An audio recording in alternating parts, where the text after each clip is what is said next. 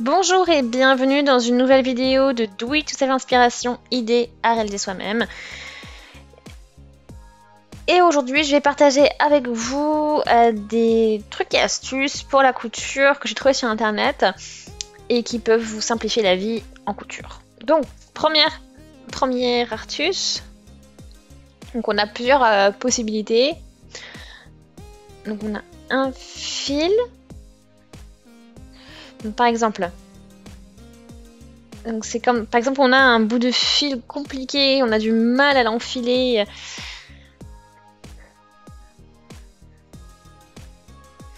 Et donc, on a, pour simplifier donc, la tâche, donc vous pouvez utiliser du spray pour les cheveux, donc de la laque, etc., par exemple.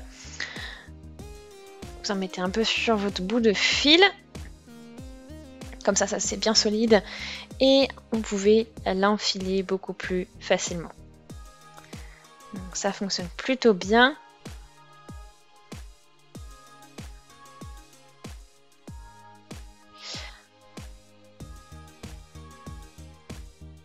Après, je suis pas trop sûre si... Bon, on sait pas trop ce que ça peut donner avec la laque. Ça me gêne un peu de... d'utiliser la laque comme ceci, et puis peut-être, bon, après ça va un peu partout. Et est-ce que ça rigidifie pas trop le fil? Bon, on va essayer.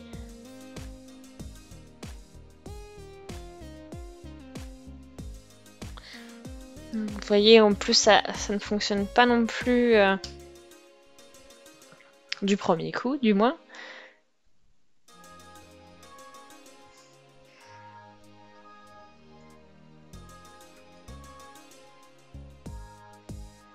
Donc là, je pense qu'on va juste de nouveau tout couper parce que ça ne fonctionne pas. Je prends un peu de... Maintenant, cette fois-ci, un peu de cire. Je sais pas si c'est le plus... si c'est optimal. Bon, on va voir. Et là, je passe au travers. Non. Ah, ça y est. Bon, je dois dire, ça va quand même un peu... C'est plus simple avec le spray, donc la laque. Parce que là, avec la cire, ça... Ouais. Pour moi, en tout cas, ça n'a pas très bien fonctionné.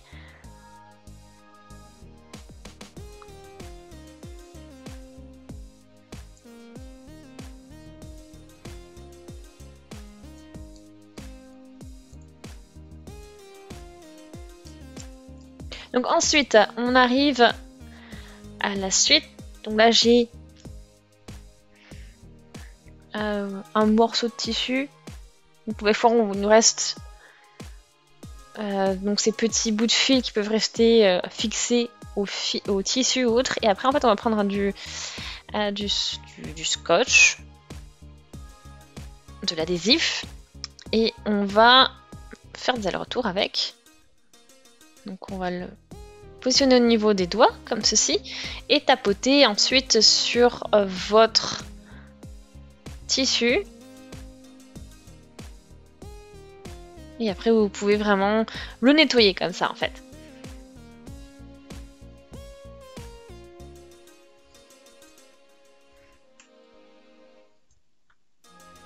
En tout cas, je trouve que c'est vraiment très simple et puis vraiment une idée très sympa et très pratique.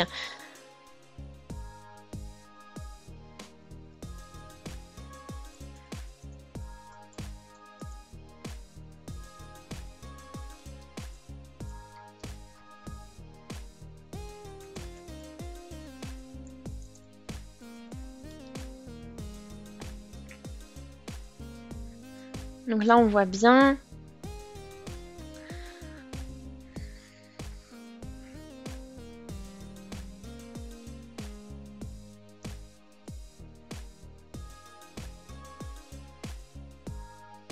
Ok.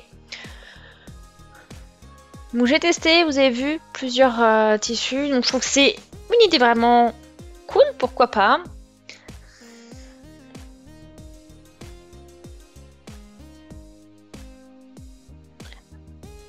Bon après, on peut faire de toute façon aussi ça à la main, tout simplement, si on a un peu plus de temps.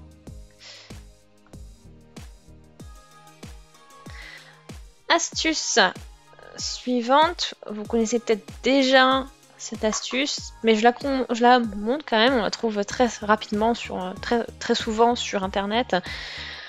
Donc là on a au niveau du tissu, normalement, au niveau des rebords, on fait du zigzag. Donc on a l'alternative, voilà, pour faire... Voilà, vous pouvez utiliser donc des ciseaux à dents, zigzag.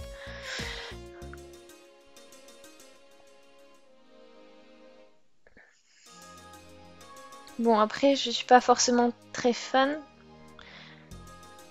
C'est pas très simple d'avoir quelque chose de propre ou bien une bonne ligne.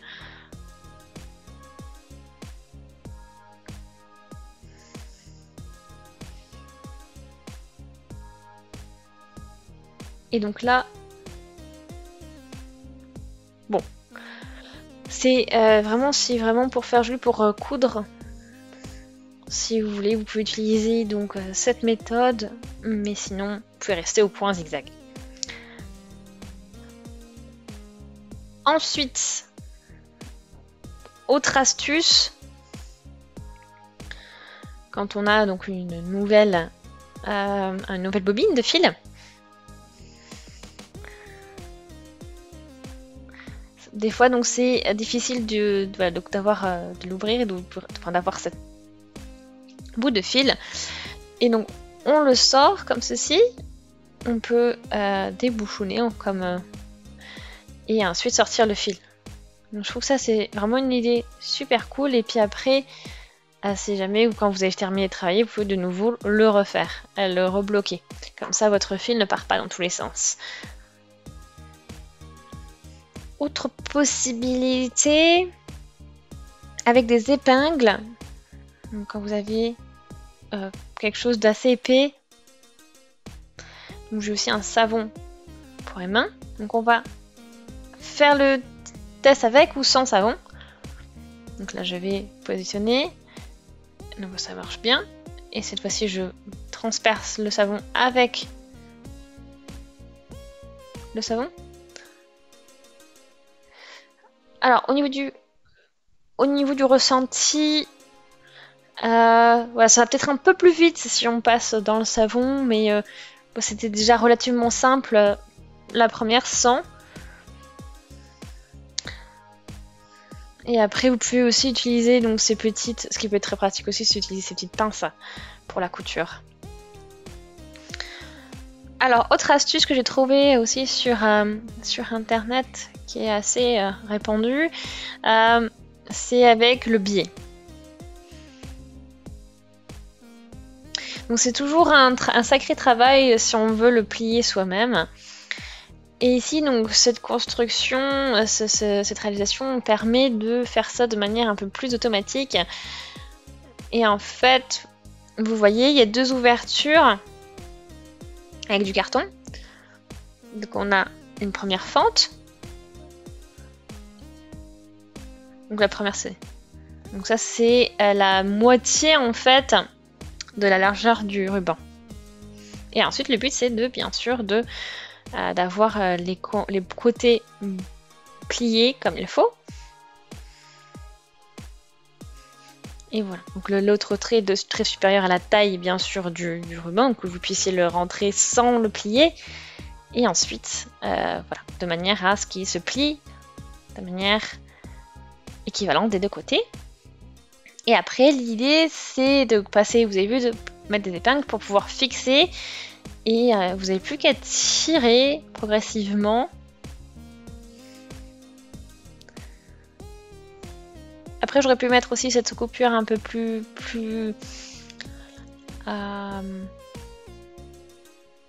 petite. Mais bon, j'ai eu quelques difficultés, je dois l'avouer. Je sais pas si j'ai peut-être fait quelque chose de pas comme il faut ou autre. Mais en tout cas,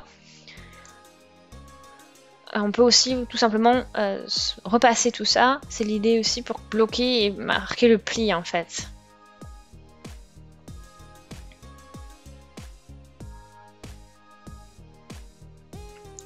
Alors, encore une autre astuce, c'est faire un nœud très rapidement.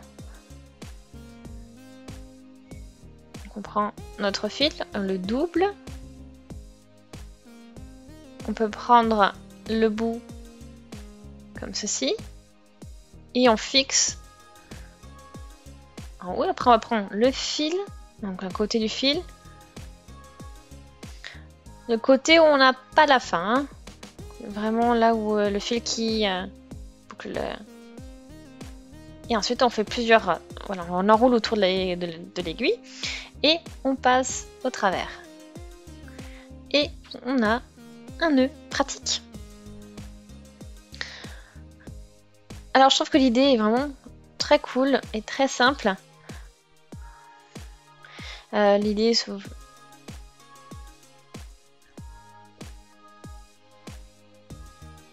Ensuite, autre astuce, c'est qu'on a des bouts de tissu, on a une... Voilà, en fait on a des tissus à retourner, j'ai une barrette. Et là en fait, il faut faire une petite ouverture. Donc là, j'utilise cette petite ouverture. Et je mets ma barrette, je glisse ma barrette dedans. Et en fait, je vais utiliser ça pour... Je vais l'embarquer avec la barrette. Et on pousse. Et je vais, comme ceci, entraîner ce petit nœud, cette petite boucle avec la barrette. Et on retourne tout. Donc je trouve cette astuce vraiment simple et très pratique.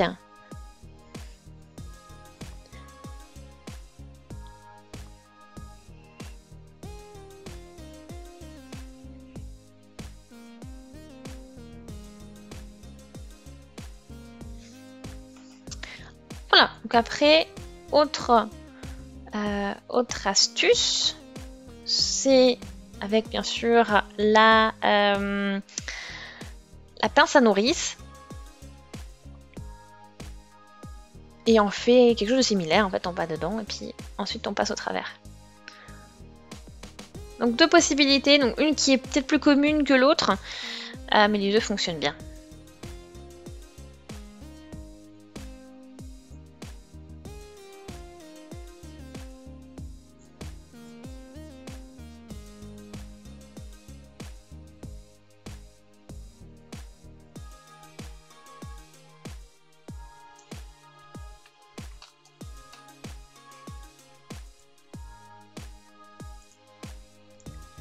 Ok, encore une astuce qu'on peut utiliser. Donc là j'ai fil aiguille et on pique au travers plusieurs fois. Il faut vraiment avoir une bonne tenue pour pas que quand vous tiriez, le fil craque et ou qu'une partie ne soit pas suffisante non plus, que ce ne soit pas suffisamment solide. Donc on fait ça, on fait plusieurs allers-retours. Et ensuite on va faire vraiment même processus que ce qu'on a fait avec la barrette et la pince à nourrice. On va au travers du tissu jusqu'à arriver de l'autre côté.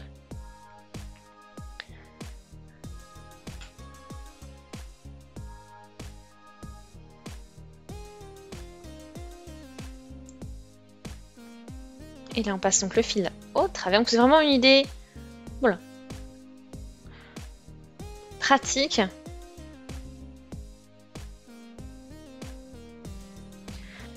Donc les trois idées, ces trois astuces sont vraiment pratiques et simples à établir. Et donc la pince à nourrice, on peut l'utiliser vraiment dans plein de variantes, comme si on peut aussi la mettre par ici, la mettre pour enfiler un élastique, enfiler un ruban dans un espace étroit. Donc c'est vraiment un accessoire de couture très, je veux dire, indispensable, la pince à nourrice. Voilà.